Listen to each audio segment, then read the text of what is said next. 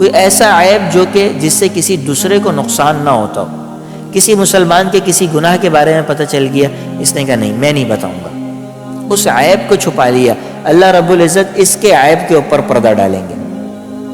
आप हदीस सुने, अंदाज़ा लगाएं, हम में से हर एक में ऐब है, कोई ऐसा नहीं है जिसमें ऐब ना हो, हर एक में ऐब है।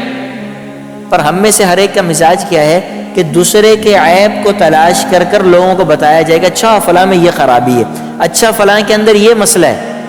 लेकिन आप सल्लल्लाहु अलैहि वसल्लम ये तरगीब दे रहे हैं कि देखो तुम अगर किसी के ऐब को जान लो तो तुम नहीं बताओ, अल्लाह रब्बुल इज़्ज़त तुम्हारे अंदर के ऐब को छुपा देंगे, वो किसी को पता नहीं चलने देंगे।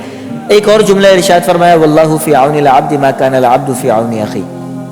जब तक तुम अपने भाई की मदद कर रहे हो, अपने किसी दोस्त की मदद कर रहे हो, रिश्तेदार की मदद कर रहे हो, उस वक्त तक तुम तसल्ली रखो अल्लाह तुम्हारी मदद कर रहे हैं।